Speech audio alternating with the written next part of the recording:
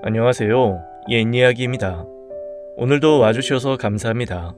옛이야기 채널은 사연 읽어주는 남녀 채널에서 지금은 삭제되어 들을 수 없는 21년도에 소개해드린 사연 중 베스트 사연만 뽑아 다시 읽어드리는 채널입니다. 구독과 좋아요 부탁드리며 오늘의 사연 바로 시작하겠습니다. 안녕하세요. 저는 올해 35살이 된 87년생 여자입니다. 큰 프로젝트를 마치고 휴가를 내고 집에서 쉬는 김에 사연을 보내게 되었어요. 지금은 광명시에 거주하고 있고 강남으로 회사를 다니고 있습니다. 출퇴근 시간에는 왕복 2시간 반 정도 되는 시간으로 통근을 하고 있지만 외근이 많은 남편이 종종 차로 회사까지 데려다 주곤 합니다. 오늘은 집안일을 다 하고 조용한 집에 앉아 커피를 마시며 많은 생각이 들어 사연을 보내게 되었습니다. 저는 평범한 집에서 태어났어요. 부모님 두 분과 위로 오빠 한 명이 있습니다. 아빠는 사업을 하셨고 엄마는 가정주부로 저희를 돌보셨어요. 아빠가 사업을 한다고 하면 다들 굉장히 잘 사는 집안에서 사랑받고 자란 둘째 딸을 상상하지만 현실은 그렇지 않습니다. 저는 집안에서 천덕꾸러기 같은 존재로 오빠의 그늘에 가려 부모님의 사랑을 많이 받고 자라진 못했거든요. 그렇다고 제가 말썽을 부리거나 학교를 안 가고 반항을 하지는 않았어요. 옛날 분들이신 부모님은 그래도 첫째, 그래도 장남인 오빠를 저보다 더 아끼셨습니다. 아빠는 작은 사업체를 운영하며 자동차 부품을 대리점에 납품하는 작은 사업을 운영하셨어요.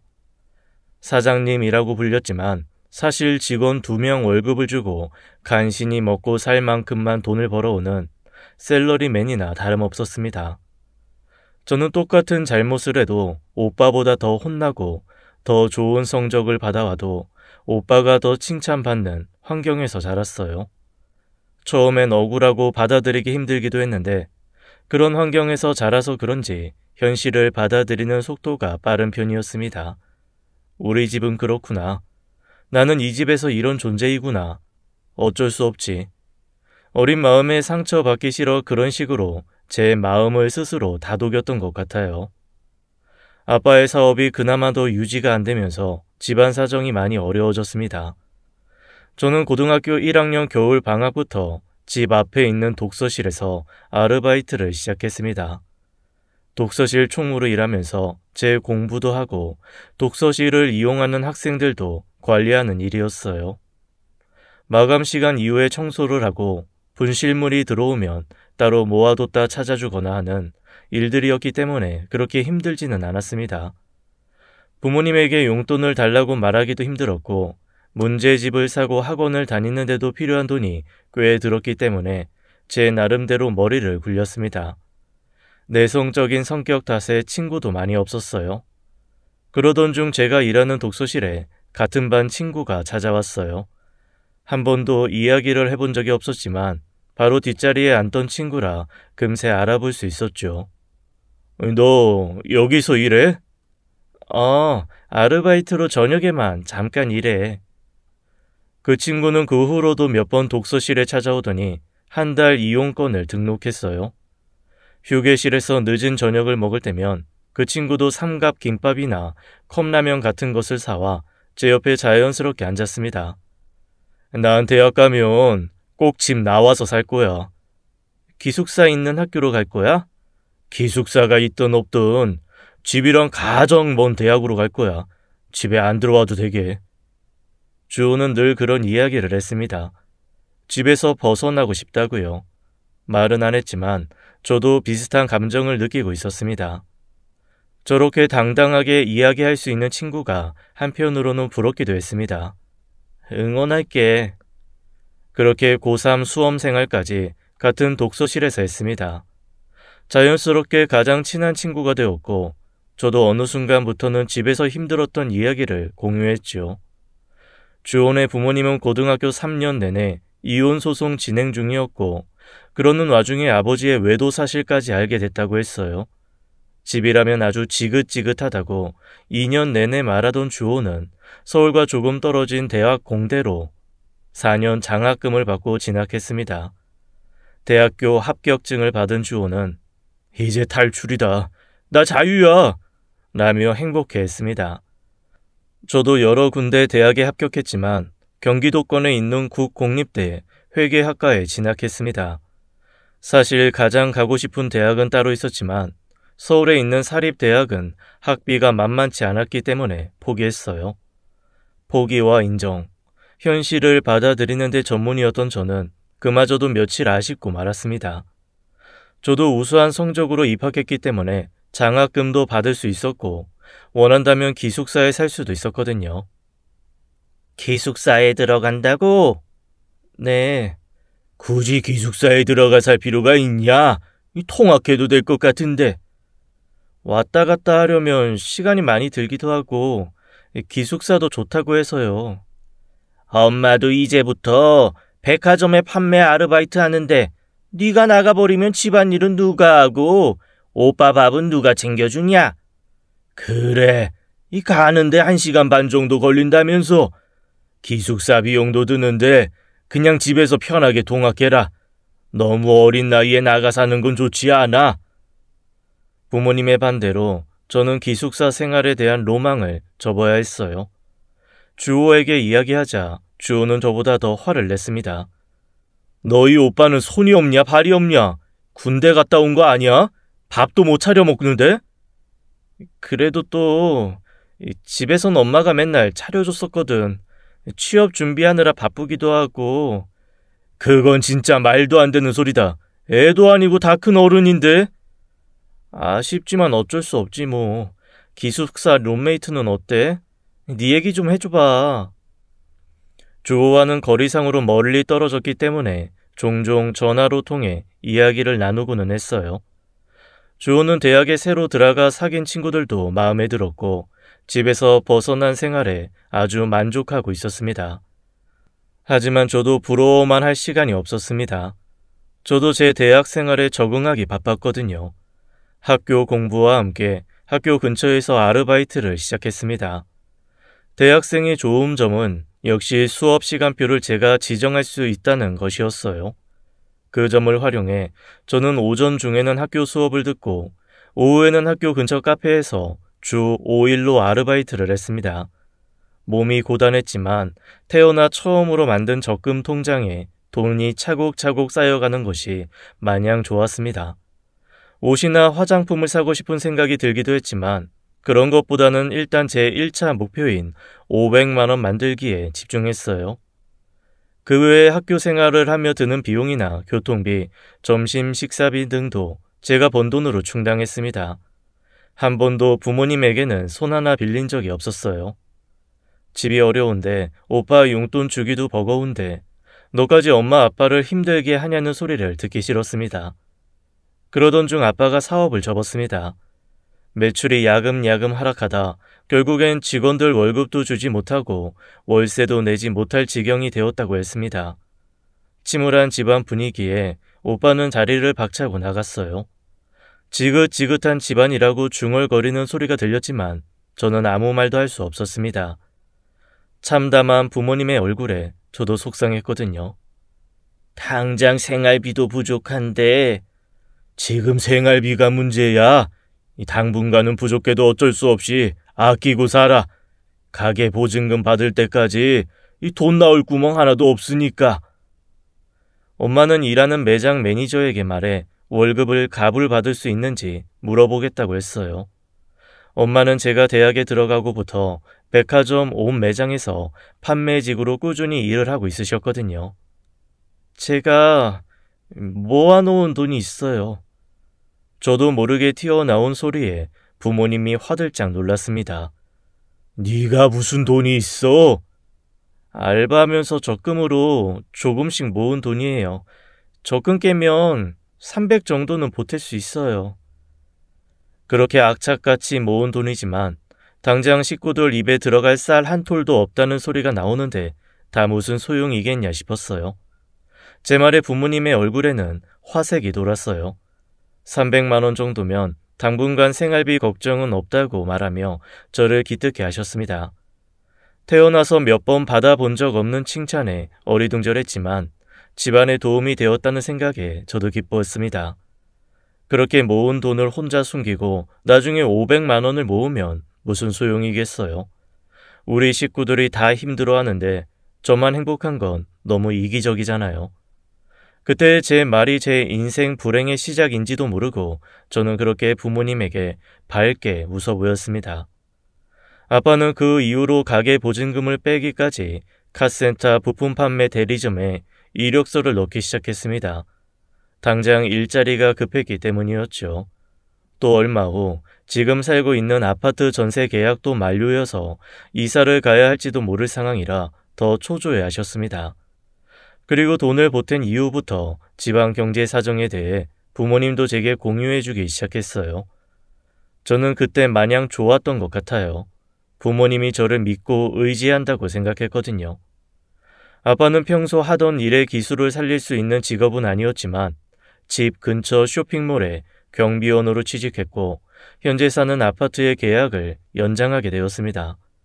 많은 돈은 아니었지만 가게 보증금에 부모님이 번 돈을 조금 보태어 다른 지역에서 다시 사업을 시작하자는 희망적인 이야기가 나오고 있는 시점이었어요.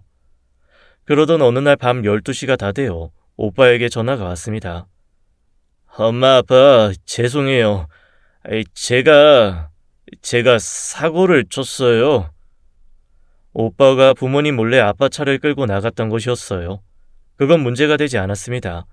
사실 가장 큰 문제는 친구들과 술을 먹고 음주운전을 했고 음주운전을 하다 사고가 났다고 했습니다. 그것도 뒤에서 멀쩡히 신호를 기다리던 차를 들이받아 100% 과실에 음주 측정 결과 면허정지 처분을 피할 수 없었어요. 100km 가까운 시속으로 뒤에서 차를 박은지라 앞차도 난장판이었고 저희 차도 앞범퍼가 다 무너져 내렸을 정도였습니다. 상대방 운전자는 당연히 병원으로 이송되었고 보험사에 연락하고 나서 부모님에게 전화를 한 것이었어요. 엉망진창이었습니다. 엄마는 어쩌면 좋냐고 울기 시작했고 아빠는 당장 아무 외투나 걸치고 경찰서로 향했습니다. 저는 아무것도 할 수 없어 옆에서 엄마를 위로하는 일밖에는 할 수 없었습니다. 결과적으로 그 사태를 수습하느라 보증금의 대부분을 사용했고 오빠는 그 이후로 면허정지 처분을 받았습니다. 당연히 영업집으로 취직한 회사에서도 이를 좋게 볼 리 없었고 수습 기간이 종료되자 정규직 전환 심사에서 오빠는 떨어졌습니다. 그제야 좀 억울한 감정들이 피어올랐습니다.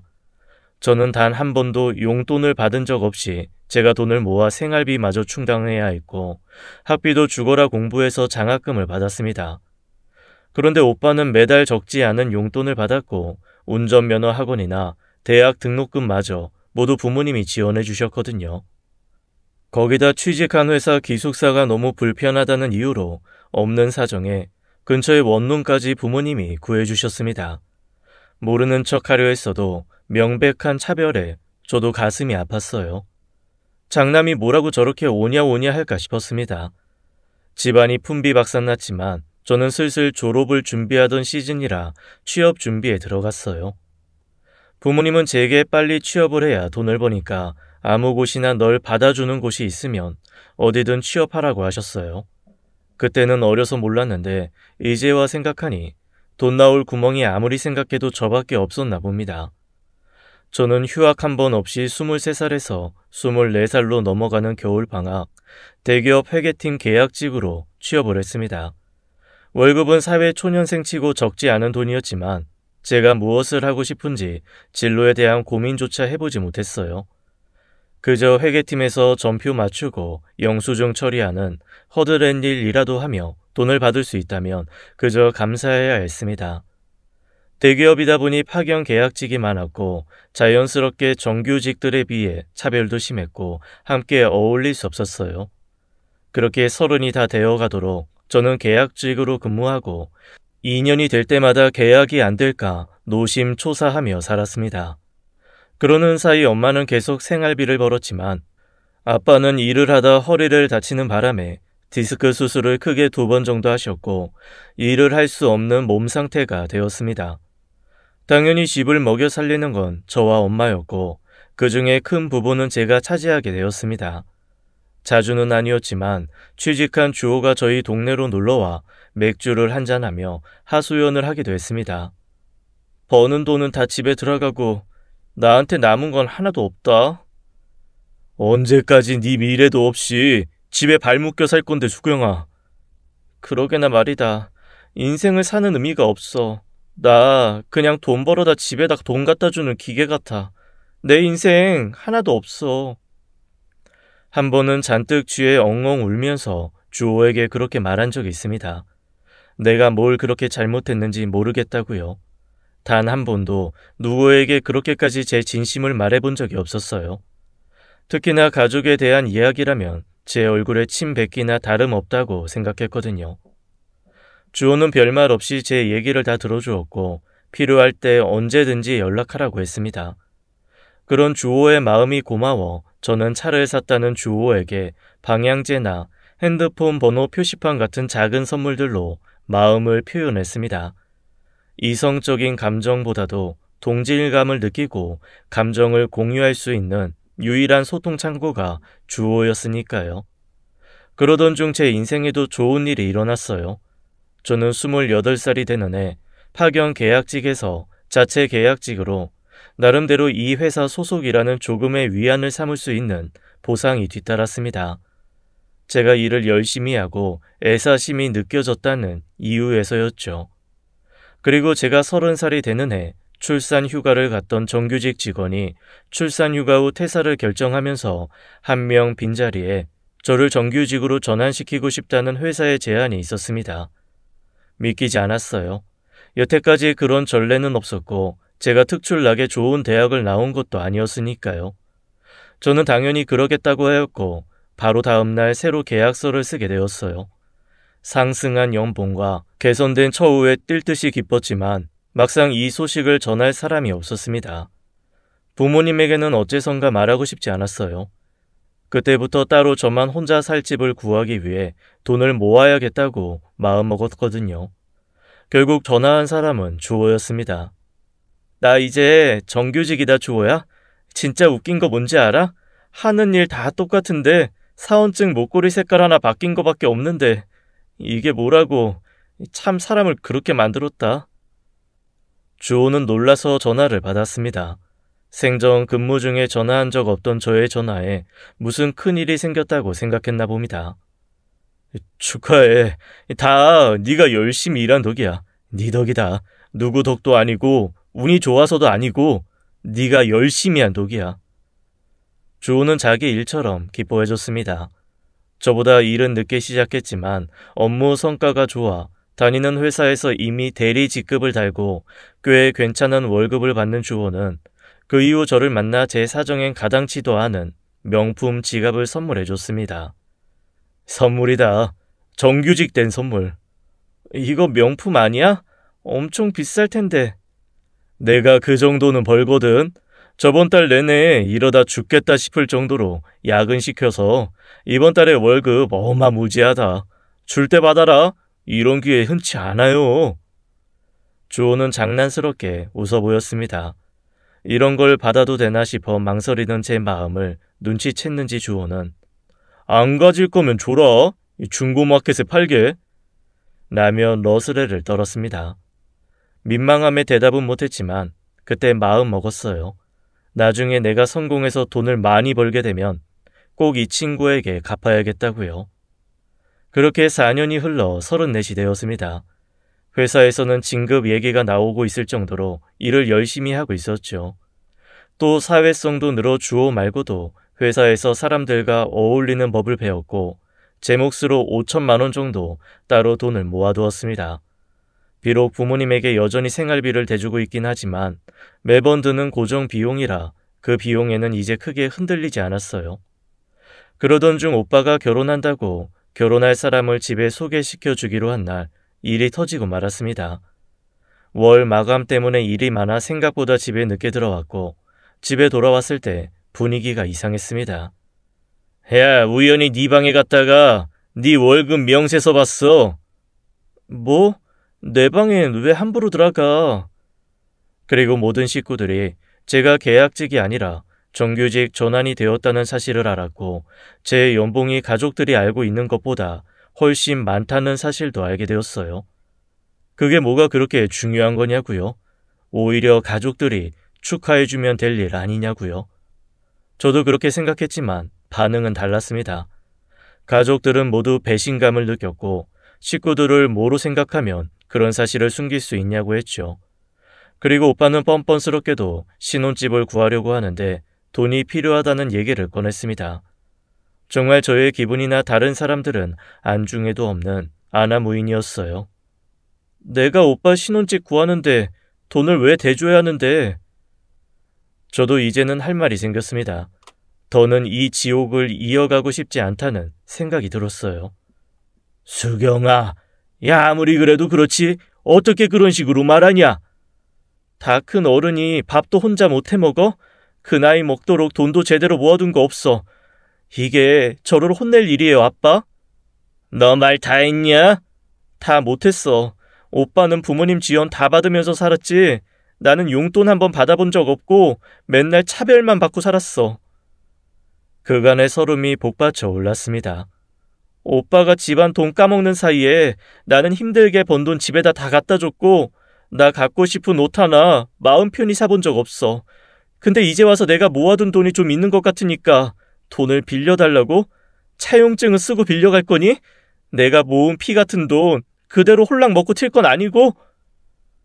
생전 그런 적 없던 저의 말에 부모님은 뒷목을 잡으셨어요. 저도 제가 이런 말을 할 수 있을지 몰랐습니다. 제가 대기업 정직원이 되니 두려울 게 없다는 둥, 부모 알기를 우습게 한다는 둥, 하늘 같은 오빠한테 저게 할 소리냐는 둥. 듣기 싫은 소리가 이어졌고 저는 그대로 집을 나와버렸습니다. 그동안 억눌려 있던 것이 터졌습니다. 사실 결혼 준비하는 형제에게 돈을 빌려주는 거, 요즘 같은 세상에 충분히 그럴 수 있는 일이라는 거 저도 알아요. 하지만 저는 그것보다도 여태까지 한 맺혔던 얘기가 한 번에 터져 나왔습니다. 더는 이렇게 살고 싶지 않았어요. 제가 죽어라 일해서 모은 돈 아까운 것도 당연했지만 이번에도 빼앗기면 저는 평생 집에다 돈이나 갖다 바치며 사는 노예가 될 것 같았어요. 갈 곳도 연락할 사람도 마땅치 않았기에 주호에게 전화를 했고 주호를 만나 이 사실을 모두 털어놓았어요. 어차피 집안 꼬라지 다 아는 사람이었기에 부끄러울 것도 없었죠. 저를 토닥이고 달래고 집에 들어가라고 위로해 줄 줄 알았던 주호는 전혀 다른 말을 했습니다. 제가 얘기를 하는 내내 아무 말 없이 창밖을 응시하던 주호의 입에서 나온 말은 전혀 상상해 본 적이 없었던 것이었죠. 나랑 결혼하자, 수경아. 이게 지금 무슨 소린지 하나도 갈피가 잡히지 않았습니다. 결혼식은 올리지 말고 우리 둘이 같이 나와 살자. 집은 내가 알아서 구할게. 너 도대체 무슨 소리야 그게? 너랑 나랑 결혼해서 살면 더 이상 네가 번 돈에 대해 집에서 이래라 저래라 못할 거야. 우리는 부부고 같이 가정을 꾸려나가니까 친정이든 시댁이든 함께 의논하고 결정한다고 말씀드려. 집에서 도망 나와, 수경아. 주호야, 사랑하는 사람들이 만나서 결혼해야 하는 거 나도 알아. 우리는 연인이 아니지만 누구보다 친하고 서로를 잘 아는 친구잖아. 나도 부모님 끔찍하게 싸우면서 살고 서로 증오하면서 헤어지고 자식 앞에서 할 소리 못할 소리 구분 못하고 소리 지르는 거 보면서 자랐어. 그래서 절대 결혼 같은 거 안 할 거라고 다짐했고 깊게 연애해본 적도 없어. 대학생 되고 집 나와서 명절에도 한 번을 집을 안 갔어. 부모님 연락 와도 다 무시했어. 나 그렇게 살기 싫었으니까. 근데 수경아, 나 네가 도망 나왔으면 좋겠어. 내 핑계로라도 너희 집에서 도망 나와서 자유롭게 네 생각만 하면서 살았으면 좋겠어. 아무리 생각해도 내가 너한테 해줄 수 있는 최선의 방법은 이거인 것 같아. 주호의 진심 어린 말에 더는 아무 말도 하지 못했습니다. 이유는 모르겠지만 저도 울고 있었고 주호도 눈물이 그렁그렁 맺혀 있었어요. 왜 우리는 남보다 못한 가족 사이에서 누구한테 말도 못하고 가족한테 그렇게 상처를 받고 살아야만 했는지 억울하기도 했습니다. 그러면서도 서로를 이해하고 진심으로 생각해주는 사람이 있다는 점에 감사하기도 했어요. 저는 생각을 해보겠다고 하고 집으로 돌아왔습니다. 그리고 그 다음 날도 멍한 상태로 출근해 계속 생각하고 또 생각했습니다. 사실 저도 결혼은 포기하고 있었거든요. 집이 다시 일어서는 꼴을 볼 때까지 어차피 집에 발 묶여 있을 거라는 사실을 저도 모르게 인지하고 받아들이고 있었어요. 제 신세가 불쌍하고 안쓰러우니 더 이상 그 부분은 깊게 고민하지 않았을 뿐이랍니다. 그날 점심시간에 오빠에게 전화가 왔어요. 정말로 돈이 필요하다고 꼭 갚을 테니 이번만큼은 자길 믿어달라고요. 정말로 결혼하고 싶은 여자가 있는데 부모님은 도움을 주지 못한다고 말입니다. 어쩜 이렇게 뻔뻔하고 철이 안 드는가 하는 처참한 마음에 한숨이 푹 나왔습니다. 뒤이어 온 엄마의 문자도 오빠와 다를 바 없었습니다. 네가 오해하고 있는 게 많다고 자신들은 오빠와 저를 한 번도 차별한 적이 없다고 했습니다. 자식을 다 똑같이 사랑했다고요. 거짓말이라고 생각했습니다. 이제는 제 감정마저 인정해주지 않는 가족들에게 섭섭함보다는 원망이나 미움이 컸습니다. 그리고 바로 그날 주호에게 전화해 그렇게 하겠다고 했습니다. 내가 가진 돈 5천만 원밖에 없어. 24부터 34까지 10년을 회사 생활했는데 모은 게 이거밖에 없어. 그렇지만 앞으로도 열심히 모을 예정이야. 결혼하고 집 구할 때 내가 모은 돈도 전셋집 구하는데 같이 쓰겠다는 조건으로 네 제안 받아들일게. 하여튼 최수경, 무슨 조건이 그러냐? 내가 너 돈 안 보탠다고 구박할까봐 그래? 당장 내가 살고 있는 아파트 계약도 많이 남아있어서 일단은 이리로 들어와서 같이 살고 나중에 구할 때 도움 받을게. 지금 당장 뛰어나갈 이유는 없어. 아, 대신 평수는 20평이다. 대단한지 기대하면 안 돼, 너도. 주호는 다정한 말투로 잘 생각했다며 같이 부모님을 뵈러 가자고 했습니다. 그날 함께 퇴근하여 집으로 갔고 발등에 불이 떨어진 오빠가 세연이 될 사람과 함께 집에서 저를 기다리고 있었습니다. 같이 온 사람은 누구? 부모님도 당황한 표정이 되었습니다. 주호는 인사를 꾸벅하고 수경이와 결혼할 사람이라고 자신을 소개했습니다. 놀라는 다른 식구들과 다르게 오빠는 기가 막힌다는 표정이 되었어요. 지금 상황이 이래서 식은 내년이나 내후년에 올리더라도 올해부터 함께 살 생각입니다. 저희 부모님께는 이미 허락을 받아 수경이 부모님께 인사드리려고 왔습니다. 뒤이어 주호는 묻지 않았는데도 회사 명함을 내밀며 어떤 회사에서 어떤 일을 하고 있고 부모님은 몇 살 때 이혼하셨는데 각자 무슨 일을 하며 지내고 계신다고 똑부러지게 말을 했습니다. 어버버하는 부모님 앞에서 주호는 눈빛 한번 흔들리지 않고 말했습니다. 수경이와 합쳐서 둘이 열심히 돈 모아 식 올리고 작은 아파트 공동 명의로 사서 제대로 신혼생활 시작하겠습니다. 지금은 저희 경제적인 여건도 그렇고 전 세계적인 감염병으로 결혼식도 올리기 힘든 상황이라 같이 돈 모으는 동안만 믿고 지켜봐 주십시오. 둘이 함께 돈 모은다는 내용을 계속해서 강조하는 주호의 똑부러진 모습이 새삼 든든했습니다. 수경이 힘들게 할 일 없습니다. 가장으로서 최선을 다하고 수경이한테도 지금처럼 잘하면서 예쁘게 살겠습니다. 부모님은 수경이한테 그런 얘기를 들은 적이 없다고 계속해서 당황스러워 하셨어요. 저도 제 뜻을 밝히고자 목소리를 냈습니다. 주호가 말한 대로 해요. 저 이제 나가서 지금 이 사람 지내는 곳에서 함께 생활하면서 돈 모을 거예요. 그래서 오빠 결혼자금 정말 미안하지만 못 보태줄 것 같아요. 결혼자금 같이 모으는 마당에 저만 땡전 한 푼 없이 이 사람한테 다 해달라고 할 수 없잖아요, 엄마. 주호와 사전에 이야기를 한 대로 저도 냉정하게 말했습니다. 부모님은 별말이 없었습니다. 딱히 뭐라고 할 수 있는 상황도 아니었으니까요. 다음 달부터 같이 살려고 준비하고 있었어요. 늦게 말씀드려 죄송해요. 생각할 시간이 필요하다는 부모님 말에 저는 제 의견을 되돌릴 마음이 없다고 단호하게 끊어냈습니다.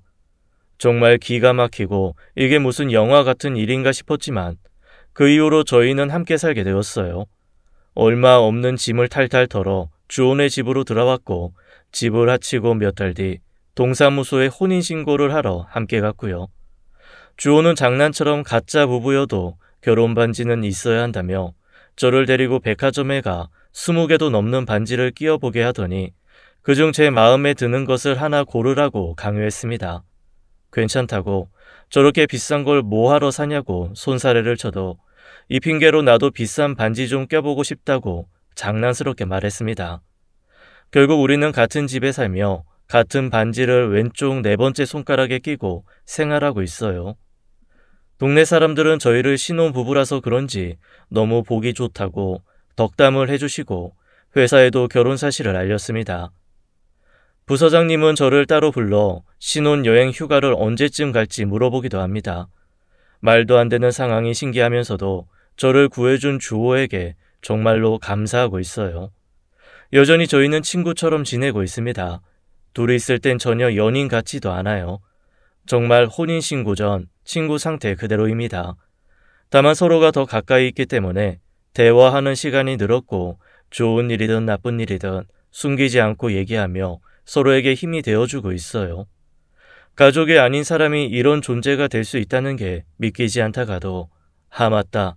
우리도 이제 가족이지 하는 생각에 혼자 웃음 짓고는 합니다.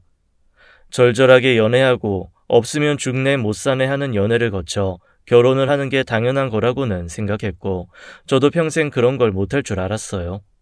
비록 우리가 연인은 아니었지만 누구보다 서로를 위하고 이해하는 우정을 기반으로 한 관계도 넓고 크게 보면 사랑이 아닐까 생각합니다. 주호가 기꺼이 저에게 그런 사람이 되어준 것에 대해서는 앞으로 제가 살아가며 갚아나갈 생각입니다. 퇴근길에 뭐 사갈까? 쉬는 날인데 밥하지 말고 사다 먹자. 가면서 사갈 테니까 먹고 싶은 거 있으면 문자 남겨. 오후 5시가 되어가길래 슬슬 저녁 준비를 하려는데 주호에게 이런 문자가 옵니다. 본인보다 저를 생각해주고 저를 귀하게 여겨주는 이런 사람입니다. 비록 가족들에게 받은 상처는 깊고 길었지만 지금 제 곁에 있는 남편과 함께라면 빠른 시일 내에 상처도 치유할 수 있지 않을까 생각합니다. 감사한 마음으로 서로 위하며 살아가겠습니다. 긴 사연 읽어주셔서 정말 감사합니다. 모두들 건강하시고 편안하시길 빌겠습니다. 지금까지 옛이야기였습니다. 끝까지 함께 해주신 여러분 감사드리며 저희는 다음 사연으로 돌아올게요. 감사합니다.